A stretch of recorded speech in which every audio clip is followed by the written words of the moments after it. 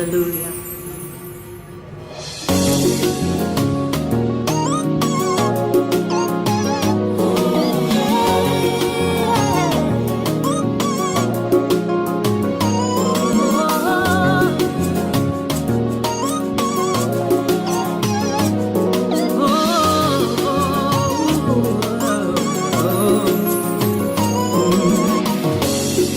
Ni rahisi kinywa kujawa na lao.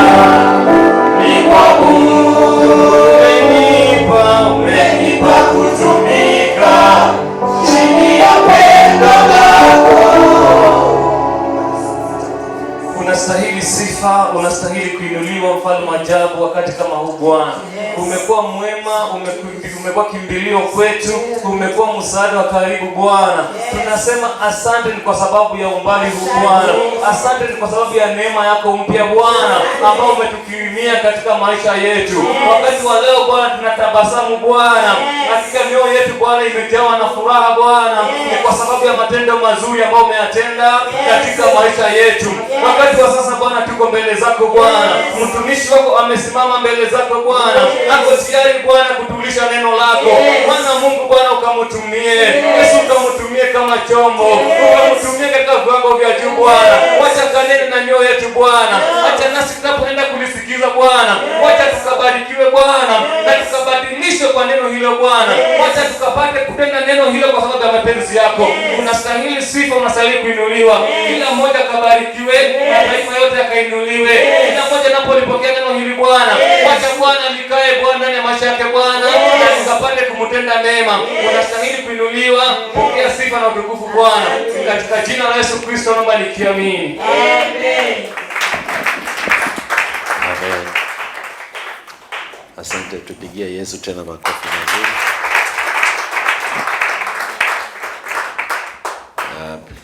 Kwa heshima hiyo pia tumkaribishe mtazamaji wa kipindi cha Sarenda. Mpigie makofi ya heshima.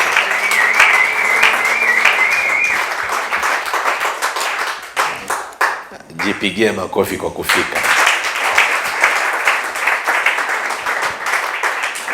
Asante sana. Na wasalimu kwa jina la Yesu Kristo.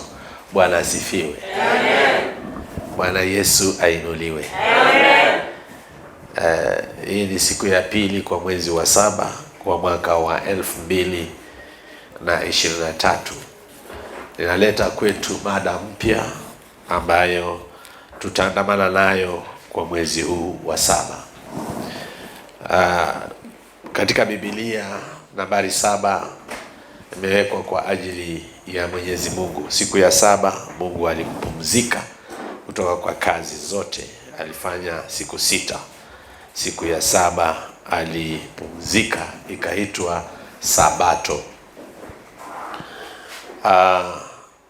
Pia kuna watu 7 ambao aliwaita mara 2 na akawatumikia kwa njia ya kipekee. Na pia kuna watu 7 katika Biblia ambao alibadilisha majina yao. Kuna makanisa 7 ambayo yametajwa katika Biblia ambayo yako kwa kitabu cha Ufunuo, na mambo mengi ambayo Mungu amefanya kwa ukamilifu wa nambari 7.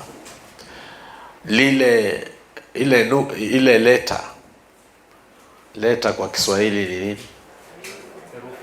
Herufi. Ile herufi aliyoongeza kwa jina la Abraham katika Kiebrania ni herufi ya 7 na inatamkwa kama pumzi. So alipoweka ndani ya jina la Abraham Abrahamu akaitwa Abraham, akawa hai na akafanyika mtu wa baraka. Siku ya leo tuko hapa kwa sababu tunasherekea baraka kupitia Ibrahimu, baba wetu wa imani. Amen. Nataka tutwae Biblia zetu kwa kuokoa wakati, twende katika kitabu cha Wagalatia. Nataka kushukuru Mungu kwa waimbaji ambao tuko nao. Naomba tafadhali tuchukue nafasi upande mwingine.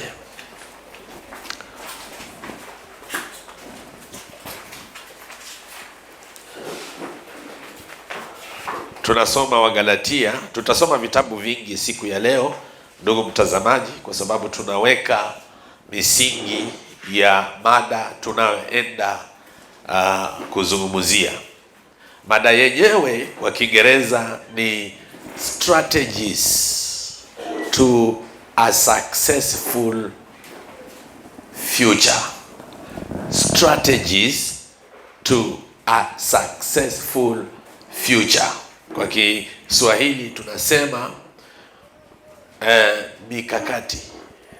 mikakati ya kupata hatima iliyo bora ama kesho yako iliyo bora.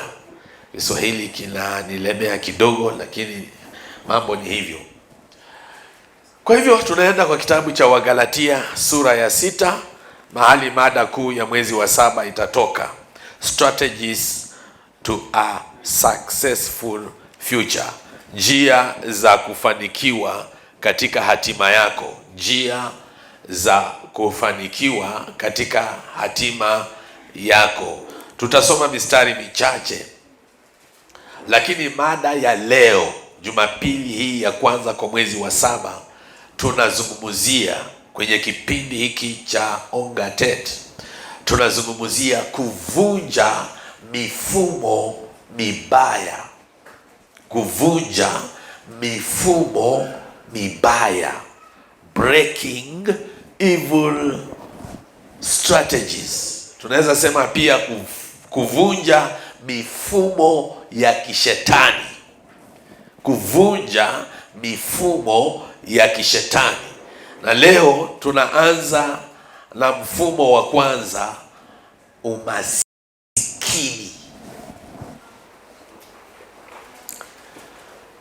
Okay, kama tumefika Wagalatia sura ya 6, tusome mstari wa 6. Unasemaje?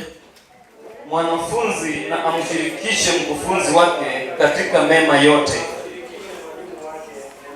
Katika mstari wa 7, msidanganyike, Mungu hadhihakiwi, kwa kuwa chochote apandacho mtu ndicho atakachovuna.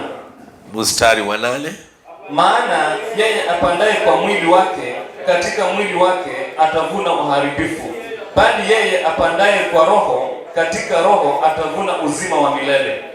Mstari wa 9, tena tusichoke katika kutenda mema, maana tutavuna kwa wakati wake, tusiposimia roho.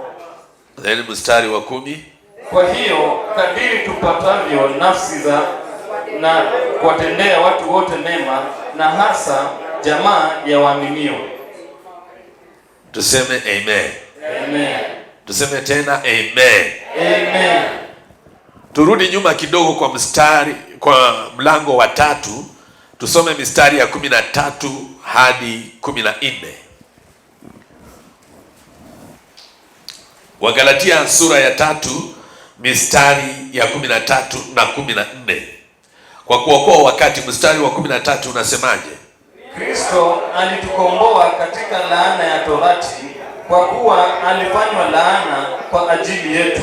Maana imeandikwa, amelaaniwa kila mtu aangikwaye juu ya mti. Amen. Tuseme tena amen. Amen. Ni vile nilivyosema, tutafanya kidogo ni kama ni Bible study ama ni nini, lakini tunafanya introduction, tunaweka misingi ya mada yetu ambayo tutaenda nayo kwa mwezi huu. Haya, twende katika Wakorintho wa pili sura ya 8 mistari ya 4. Wakorintho wa pili, msomaji twende na wewe haraka wakati wengine tunapoendelea kutafuta pale. mlango kwa Korintho wa pili mlango wa 8. Hebu tusome mistari ya 4, 5, alafu tusome mstari wa 9. Wakituomba sana pamoja na kutusihi kwa habari ya neema hii na shirika hili la kuwahudumia watakatifu. Tena walitenda hivi si kama tulivyotumaini tu, bali kwanza walijitoa nafsi zao kwa Bwana na kwetu pia kwa mapenzi ya Mungu. Tusome mstari wa 6. Tusome mstari, tulisoma mstari wa 4 na wa 5, wa 6.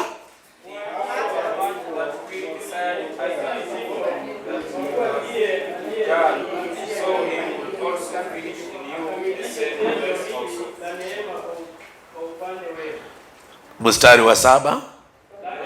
Lakini kama mlivyo na wingi wa mambo yote, imani na usemi na elimu na bidii yote na upendo wenu kwetu sisi, basi hivyo hivyo mpate wingi wa neema pia hii.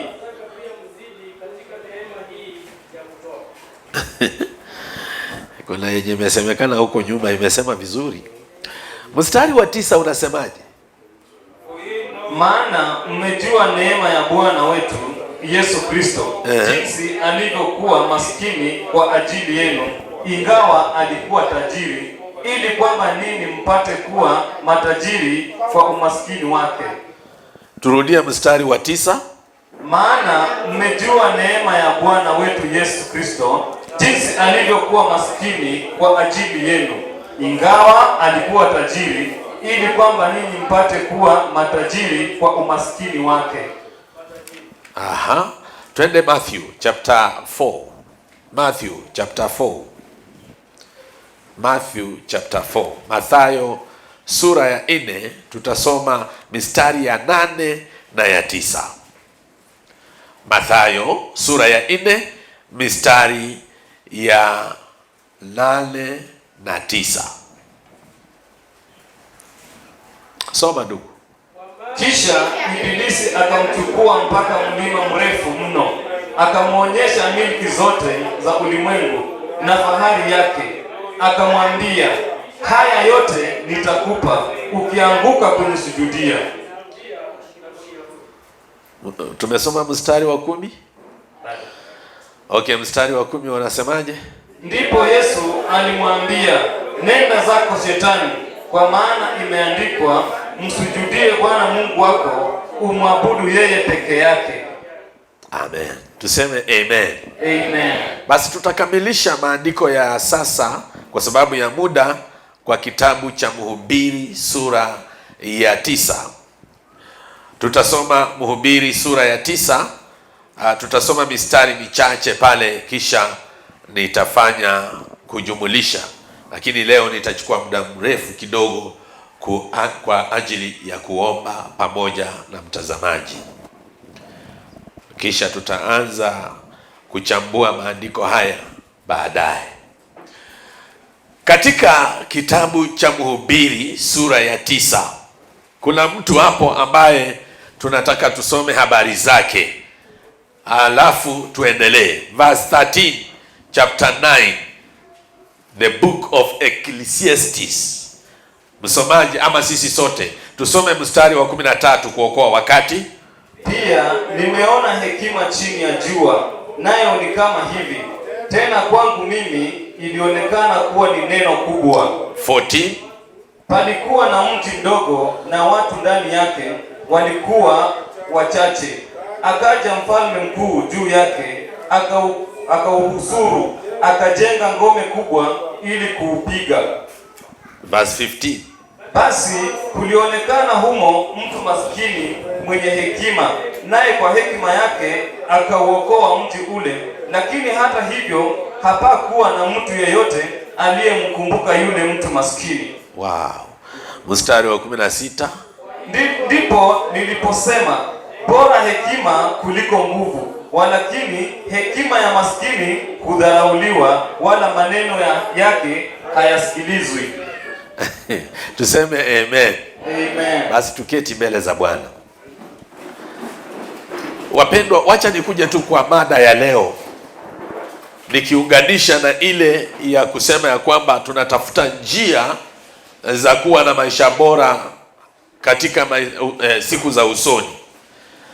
Na jambo la kwanza ambalo tunahitaji, ama jukumu la kwanza tulilonalo, ni kuvunja mifumo ya kishetani katika maisha yetu, ili tuwe na kesho bora. Sio bora kesho, lakini kesho bora. Inatubidi tufunge na kuomba. Inatubidi pia tutafute uso wa Bwana. Inatubidi tuwe na imani. Lakini zaidi ya hayo yote, tunahitaji kuweka mikakati ya kufanya hatima zetu ziwe bora, ndoto zetu ziweze kutimia. Katika Biblia kuna mambo 10 ambayo yanaweza kusaidia mtu ili aweze kuwa na maisha bora. Mtu huyu akiwa na imani inayoambatana na matendo. Mtu huyu anapokuwa na nuru itokanalo na Roho wa Mungu, yani the light that is sourced from the Holy Spirit of God. Mtu huyu akiwa na hekima na ufahamu, the person who has wisdom and knowledge. Alafu mtu aliye na mamlaka na uwezo, power and authority. Mtu ambaye ako na maisha yaliyojawa na wokovu, yani life that is born again. Mtu ambaye amejawa na aliye na viongozi walio na maisha ya kiroho ama macho ya kiroho. Mtu huyu anaweza kuwa na hatima iliyo bora, ama kesho yake iko bora kuliko leo yake. Mtu huyu ambaye anaamini kwa miujiza na uponyaji kutoka katika nguvu za kiungu, mtu huyu pia ako na kesho iliyo bora. Mtu ambaye pia ako na ibada timilifu inayoambatana na utimilifu wa kinabii, prophetic process of fulfillment, utimilifu wa kinabii ulio katika ibada timilifu, yani ibada iliyo kamili. Mtu huyu anaweza kuwa na hatima iliyo nzuri, anaweza kuwa na kesho iliyo nzuri. Mtu ambaye ako na process of prosperity, yani mipangilio ya ufanisi. Mtu huyu anaweza kuwa na kesho ambayo iko bora.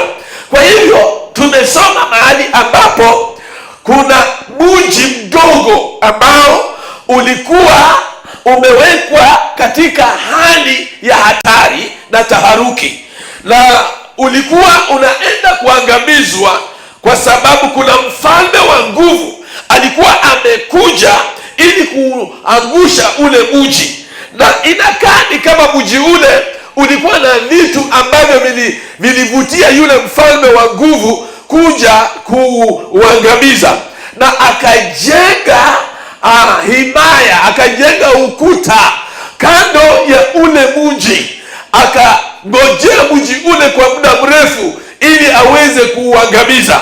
Lakini ndani ya mji kulikuwa na wanaume wachache tu, na ndani ya wale wanaume kulikuwa pia na mwanaume ambaye alikuwa maskini lakini alikuwa na hekima. Kwa hivyo tokea kwa habari ya kwamba mji wao unaenda kuangamizwa, unaenda kubomolewa, alikuja na mikakati ya kuokoa na kuunusuru ule mji. Alipokuja na ile mikakati, akasaidia wale wanaume waliokuwa ndani ya ule mji kumshinda yule mfalme mwenye alikuwa amekuja na nguvu na uwezo.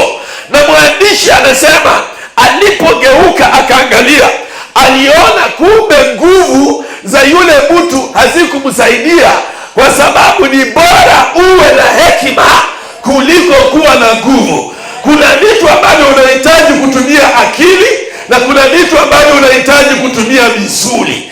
Ukiwa na akili za kutumika kwa wingi, utaishi maisha mengi kuliko mtu aliye na nguvu zinazotumika kwa wingi.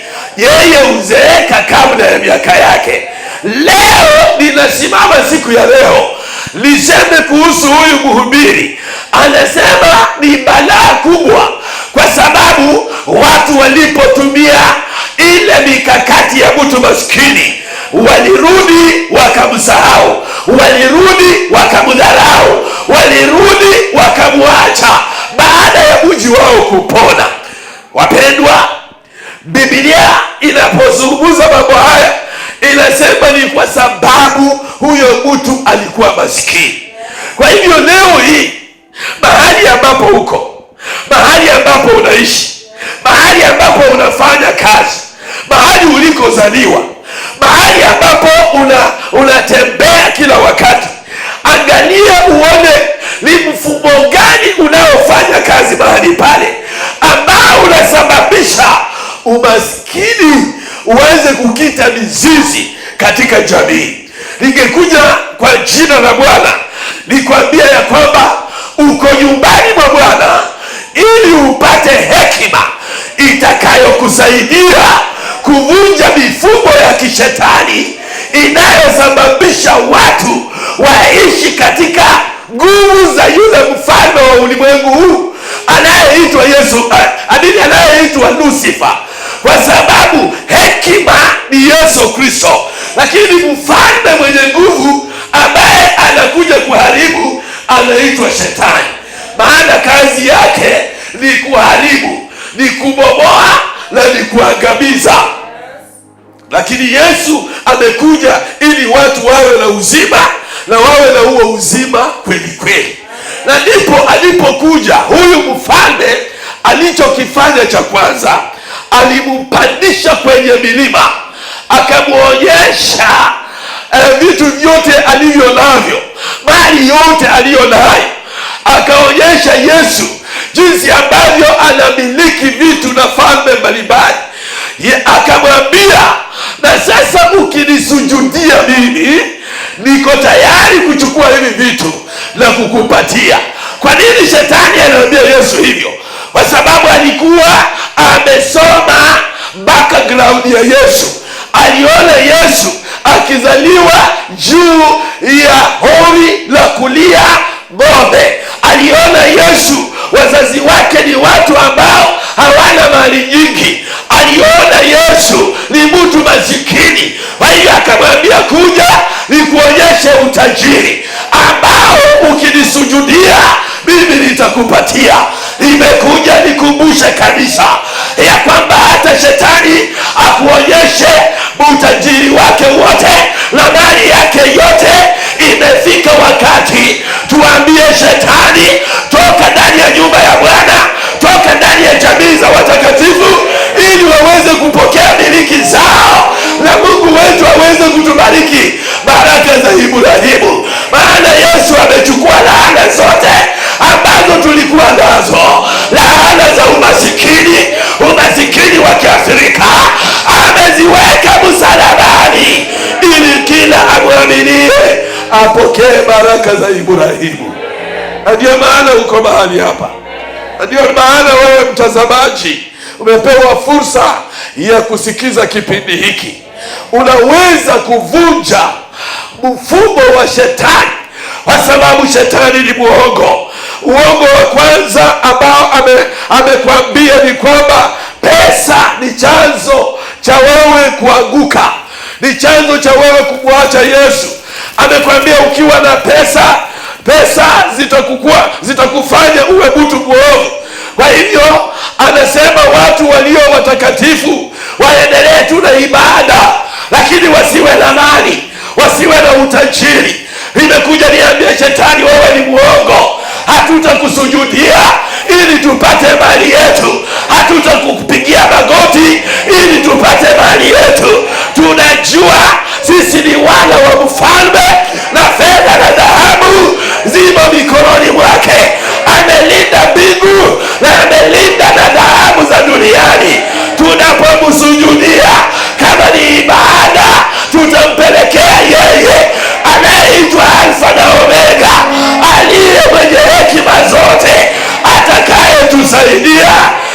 kuvunja mikakati na mifumo ya kishetani kututoa katika umasikini.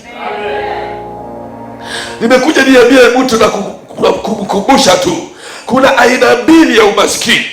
Kuna umasikini kweli kweli ambao unafanya mtu ategemee watu wengine siku zote za maisha yake. Alafu kuna umasikini wa kupungukiwa, ya kwamba unaweza kupata riziki ya kila siku, lakini hauwezi kuwa na kitu zaidi ya pale. Kitu kinakwambia ya kwamba ukinunua viatu ni vya kuenda kanisani Jumapili peke yake, kwa sababu ukitembea tembea na hivi viatu, itakapoharibika hauna viatu vingine.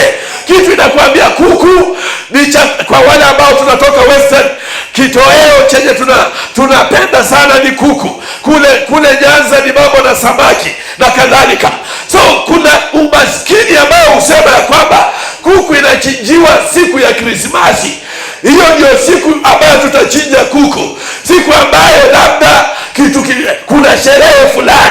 Lakini hauwezi kuchinja kuku mukakula vizuri, kwa sababu roho ya umasikini ya kupungukiwa inakwambia ukichinja hii kuku utatoa wapi ingine? Hiyo umasikini ndio inakwambia nunua nguo uvae mara moja kwa mwaka, kwa sababu ukivaa hii nguo itawaruka. Guza mwenzako, mwambie hiyo ni upuzi, ni mambo yaliyopitwa na wakati.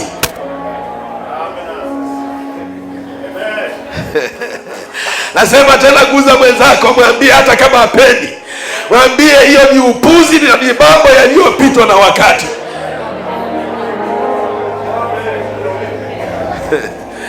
Unajua umasikini umefanya watu hawasaidiani. Yani mtu anaona hii shilingi zangu 50 nikitoa ndio umasikini wangu na ndio mwisho wangu, nitakufa. Kama vile mama mjana aliyekuwa maskini alivyoambia nabii ya kwamba mimi ninatafuta kuni niende kupika mkate wa leo tukule na mtoto wangu, alafu tukufe, mambo yetu ishie hapo. Ninataka niseme leo, tunavunja mfumo wa kishetani, mfumo wa umasikini ambao unataka kuangamiza jamii ya watakatifu. Hata shetani amesema kujeni munisujudie. Ndio ameanzisha Freemason, ameanzisha Illuminati, ameanzisha kazi za kishetani ili watu wamwabudu wapate utajiri. Ninavunja huo mfumo. Tutamwabudu Baba katika roho na kweli, tutamwabudu Baba katika njia ya nuru, tutamwabudu Bwana katika hekima yake. Leo ndio siku tunatahadharisha shetani ya kwamba kuanzia tarehe ya leo, kuanzia siku ya leo, tunaanza kuweka mikakati ya kufanikiwa kesho yetu. Uzao wetu utafanikiwa, watoto wetu wanafanikiwa, maisha yetu yanafanikiwa. Hatutaendelea kuishi kwa maisha ya kuombaomba na kuishi kwa mikono ya wengine. Tutaanzisha kazi ya mikono yetu, and we are going to lay down strategies of business, strategies of education, strategies of praise and worship, strategies of faith and actions. And God is with us. Let's pray because my time is over. Ndugu mtazamaji, sioni ni vizuri hiki kipindi kikupite wakati tunapoendelea nacho. Hadi wakati ule ninataka nikuombee. Kipindi hiki hukujia kila Ijumaa saa 2, saa 1:30, na marudio yake ni siku ya Jumanne saa 11:30. Lakini pia kinaweza kufikia wakati wowote kikipata kibali machoni pako. Lakini ninakukaribisha kwa mwezi huu wa 7 ya kwamba tunaenda kuvunja mifumo ya kishetani na tunaenda kujenga mfumo utakaosababisha kesho yetu iwe bora kuliko leo yetu. Naomba tuombe na wewe. Baba, kwa jina la Yesu Kristo, nakushukuru kwa ajili ya mtazamaji huyu. linda maisha yake na utusaidie hekima, tusife kama yule maskini aliyekuwa na hekima akatoa mikakati ya kuokoa mji, lakini akadharauliwa, akasahaulika na maneno yake hayakuchukuliwa. Baba, uishie milele, ondoa umaskini kati ya watu wako wanaokuabudu katika njia ya haki, kwa jina la Yesu Kristo aliye Mwokozi nimeomba, amen. Asante. Tukutane kwa kipindi hicho, Mungu akitujalia.